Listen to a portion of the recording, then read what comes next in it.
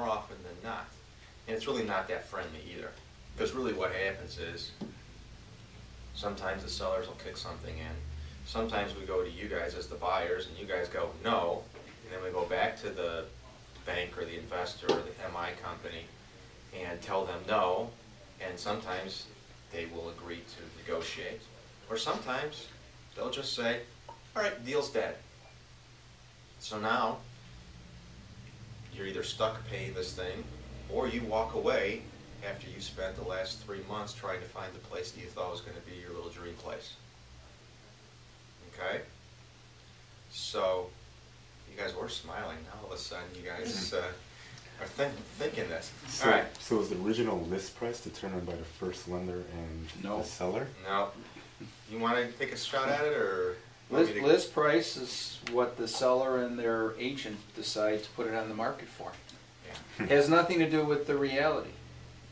That's why you need to have an understanding of value when you look at a price. If it's too low to be true, and it's probably not going to work out because of all the steps that the bank takes to look out for their, their investment. Yeah. And 5 years ago, we used to get a lot more deals done because the banks weren't as sophisticated, or maybe not sophisticated anymore, but they were taking deals and they were saying, okay, they didn't really understand how to value things. Now they're really pushing back, and now they're saying, if that one over there that's not a short sale can sell for 150, why can't this one?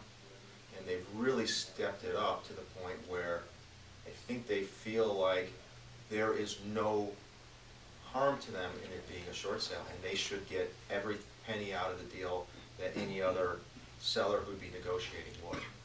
But to further answer the question, as far as the list price, I used to tell agents, start at whatever the market is, and just keep dropping the price until you get to a price where it's going to sell and there's some activity, and then try to get a contract in. I stopped that and started telling agents, figure out what you think it's going to sell for, put it on right there, and then start dropping. But be prepared to tell the buyers and buyers agents when they come in, look, banks are probably going to want the 150. You can come in at 100, but you may wind up at 145 when all is said and done. Okay, so there's no rhyme or reason. You can't look at the listing. I will tell you, most real estate agents don't know this.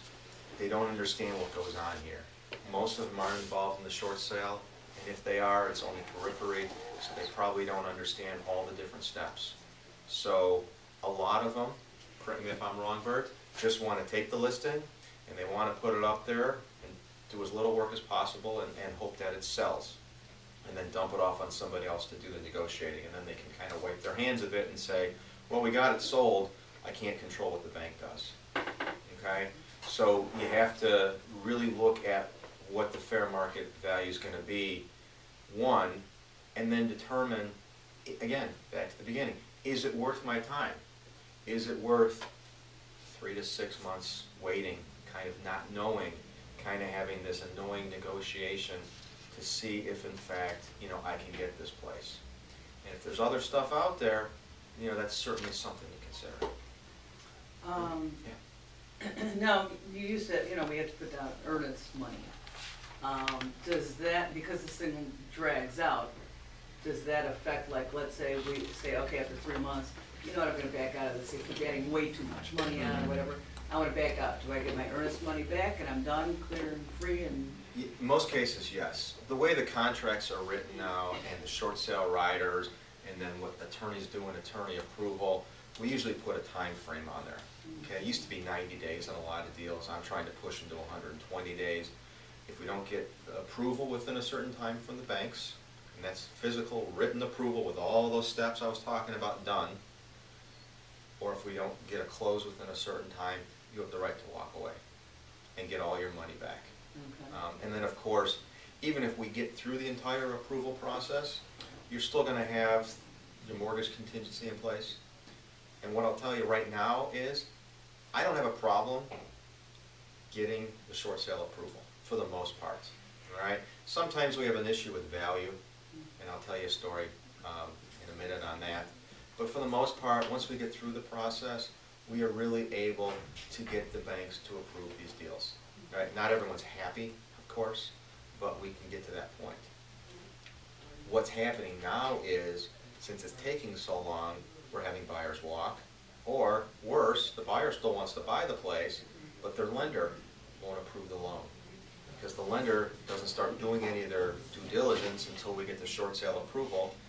They have a problem with the appraisal, or there's a problem with the building, there's a litigation in the building, there's a special assessment coming, there's all kinds of things that we would try to deal with up front, but we either don't or we can't because of the delay period. I want to point out that what you're raising are lending issues for a buyer, particularly in a condo, what he was raising. Right. So, you know, you want to make sure that before you make an offer on a short sale, that your financing will actually happen with that property you want to make an offer on. If you're getting an FHA mortgage, you got to make sure that that property is meeting all the FHA requirements, okay? Because in a short sale, if FHA, the appraisal comes back with a list of things that need to be done in order to approve the property to close, and the seller says, I'm not going to do it, well, your choice is either you do it before closing, because the appraiser has to come back and verify it's done, or you can't get the loan. And I was going to say that on a short sale, if you're seriously considering a short sale, your chances of a successful short sale go up if there's only one mortgage. Is that correct, John? Correct. Yes. Well, you eliminate several. It's the second potential mortgage companies that are creating more problems because they are only getting maybe $3,000, and maybe there was a $50,000 second mortgage on it. They're getting $3,000. They're going to say, we're not going to accept that. So if you have a home equity line with your first mortgage, there's your second mortgage, Yes. and that's what it's. Correct. Yes. That's where the problems have really come into play. And I will tell you, most of the first lenders can be reasonable when when I have a nice little discussion with them. Second lenders are completely irrational. And a lot of times when I sit down with people on short sales, the first thing I tell them is, whatever sense of normalcy that you have, any belief that you have about how things are supposed to work, throw it out the window. Because there's no common sense here. There's no rhyme or reason for what the banks do. And if there is, we don't understand it. So, and especially on the second lenders. Which leads me to a real quick story that I think will kind of help explain where the banks are on this stuff, or where they're not on this stuff, as you might come to the conclusion at the end of this. Earlier this year, we had a client who was selling a condo. Okay, it was up in Rogers Park. We actually got an offer of $120,000. We thought that was a fantastic offer. The real estate agent, the listing agent that I do a lot of work with, is kind of the queen of Rogers Park. She's been up there for 25 years. She knows like the back of her hand. She knows what things are worth. She said when we got the contract, there's no way this will appraise out for the buyer. We're really concerned. $120,000 is way too high for this area, but it's a beautiful place, and we got this offer. So we're like, fantastic. Short sale will be slam dunk, right? No problem. We get all the paperwork together, submit everything to the bank. They do the BPO. 6 weeks later, we get the response from the negotiator.